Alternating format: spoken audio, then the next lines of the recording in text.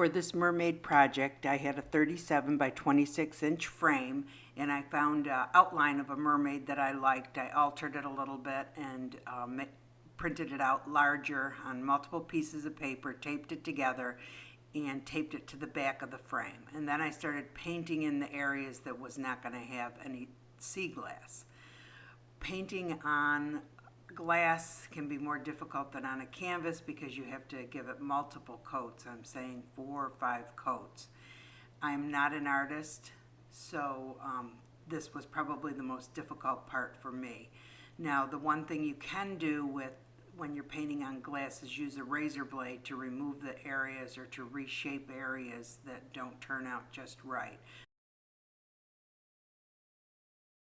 I ended up repainting the body multiple times to try to get a more realistic skin tone for her. And also I didn't like the hands. They seemed too long in the paper that I printed up, so I just removed them and put a shell over it as if she's holding a shell.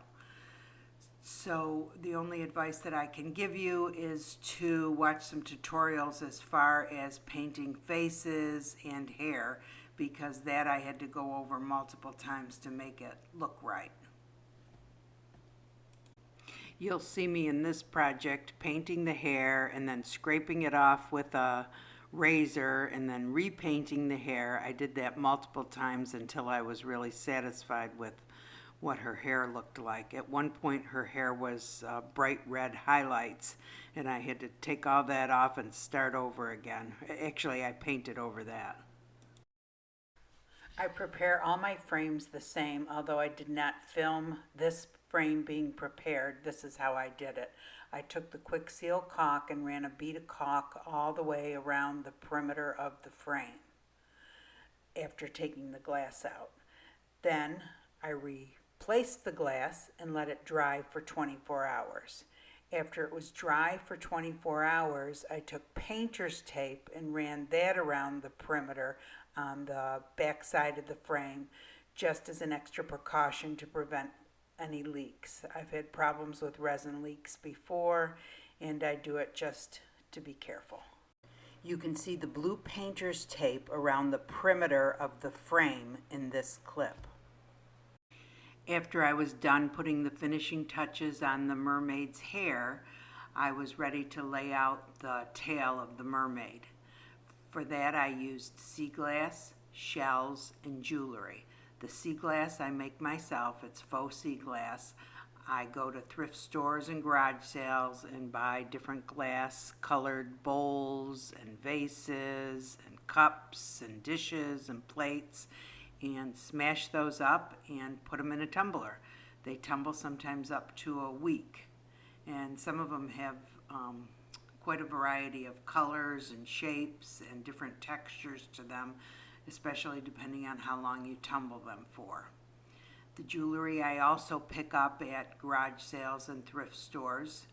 And the third thing I use is shells. And I know in this video it looks like I'm doing this really fast and it only takes me a few minutes to lay the whole project out, but sometimes it takes multiple days just to find the right pieces until I'm really satisfied with the project.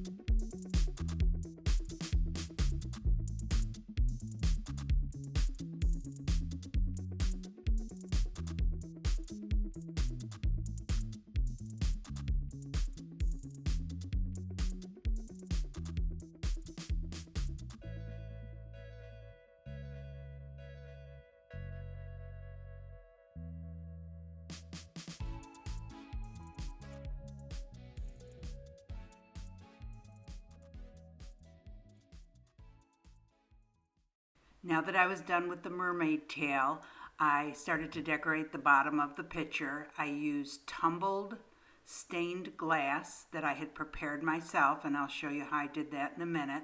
And I used crushed shells, starfish, and other shells to finish off the pitcher. So to make the seagrass at the bottom of the pitcher, I used sheets of stained glass that I had purchased at Hobby Lobby. They have quite a variety there. I don't know if you have a Hobby Lobby store by you, but I'm sure there's a stained glass store. Anyway, I cut it into strips, and I went ahead and cut up both sheets because I'll use them for other projects later. And then I put them in my tumbler, and I tumbled them. When working with stained glass, or any kind of glass for that matter, you have to be real careful because the edges are sharp. So after 24 hours of tumbling, this is what they turned out like. The edges were nice and smooth and easy to handle. You don't have to worry about cutting your hands. Okay, so now I'm ready to mix the resin and pour it on the project. In previous projects, up until about 2 or 3 weeks ago, I removed all the pieces and put them back on because the resin that I was using was a very thick resin, the Total Boat resin, and I was afraid that I wasn't going to be able to spread it out. But even though it's supposed to be self-leveling, it was very difficult to spread out. The resin that I used in my last couple projects and this one are all supposed to be self-leveling, a little bit thinner resin. So I am going to try to leave everything on and pour the resin over it. And I really like the way the resin looks when it's poured over the glass also. It makes it nice and shiny. Some people like the frosted look better. And in that case, you would just pour around it and try not to get it on top of it. But I'm actually going to pour the resin right on top of all of the sea glass or the faux sea glass and see how that works. Anyway, this is a new resin. It's called Dr. Crafty. It's supposed to be a total of 8 ounces. It comes with some small mixing cups, but for this big project, I'm going to probably mix all of it up. So you're supposed to, this is pretty straightforward. It's a 1:1 ratio. Mix it slow. It says the best temperature for you to do this at is 77 degrees. If it's too cold, it will thicken up and may cloud up and may not set right. So the house right now I think is about 72, so I may have to increase the temperature. Anyway, so here we go. Because they both say 8 ounces, I am just gonna go ahead and pour them in.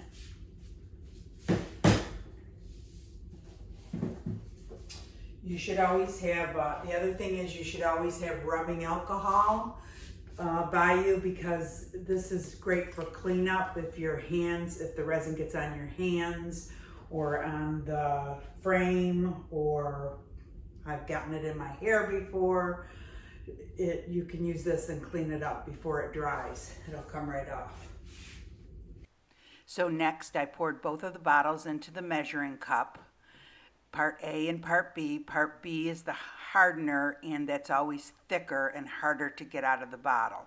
Once you have them both in the measuring cup, you mix them for 2 to 3 minutes. Be sure to scrape the sides and the bottom, and the slower you mix it, the fewer bubbles you'll get. Once it was all mixed, I started pouring the resin on. I first put it over the glass, and I started to realize that boy, this isn't going to go as far as I think it will. So then I got a spoon and started divvying it out little by little to try to make it go a little further. And then after I was done putting it over all the sea glass, I started putting it around the perimeter and in the other areas, and I knew for sure there was no way I was going to be able to cover this whole thing with the 16 ounces. So it was 2 8-ounce bottles, a total of 16 ounces for this picture frame, which I said was about 3 by 2 feet. I think if I didn't have the glass on and I was just going to cover the picture frame first and then put the glass on top of it and not cover the glass to make it shiny, it would have been enough. But the way that I was doing it, it just wasn't enough. It was soaking up too much resin putting it on top of the glass.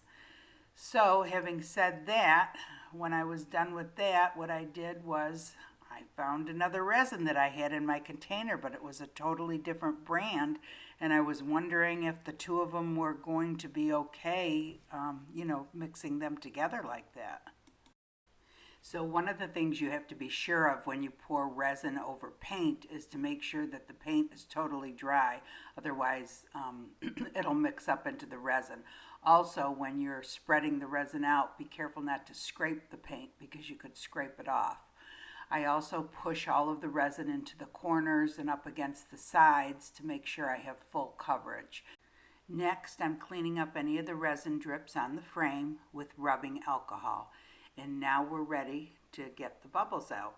And for that, we use the heat gun.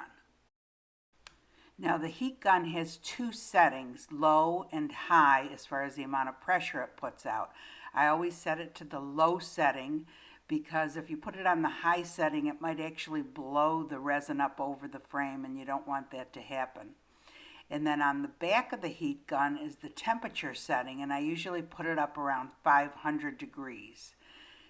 Now, when you look close, you'll see all the little bubbles, and it can take up to 5 minutes to get them all out, especially if you have a large project that you're working on. When you're done blowing out the resin, you might notice that it isn't up into all the edges and corners, and you might need to do that, push it up. And also you may need to rearrange some of the glass that might have gotten moved or shifted. Then I took some tiny blue glass chips and sprinkled them around as a finishing touch on the project. Now these were not store-bought, but these were ones that I had made in the tumbler. When you break up glass, it breaks up in all different ways. And this particular bowl that I had shattered into little tiny chips, kind of like, the windshield glass would, tempered glass. And it turned out real pretty, so I tumbled it, and this is what I used it for. Now, when you're totally done and you have everything where you want it to be, it's very important that it's laying on a flat surface, and it needs to dry for 24 hours on a flat surface, and the optimal temperature, I guess, is between 72 and 80 degrees. Whoa, so now that that's over with, I just want to take a minute to tell you about these different resins. I'm not promoting any of them or anything, but this is the one I started with, Dr. Crafty, and I was originally using just this total boat resin, which works really good and is actually the cheapest. It's about 43 cents an ounce, but you have to buy, the drawback is you have to buy, big containers of it. But so I bought 4 other kinds just to try them out. And I forget what the name of the other one was that I used, but it was in the previous couple videos that I used it, and I have it linked down below. But anyway, today I used this Dr. Crafty, and then when I ran out of this, I used this, which is, oh geez, you can read the label on it. Because on the outside of the box, it just came in a plain brown box. It didn't have a label on it. So, and these were about the same price. These are both about $1 an ounce. So this is less than half the price, but you have to buy so much of it. It just depends on, I'm not sure how long it lasts.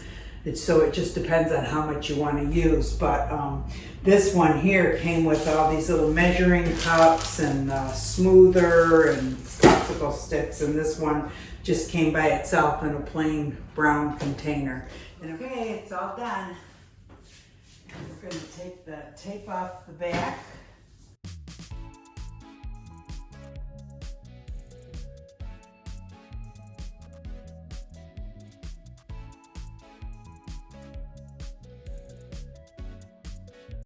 It looks like mixing 2 different brand resins didn't bother it at all.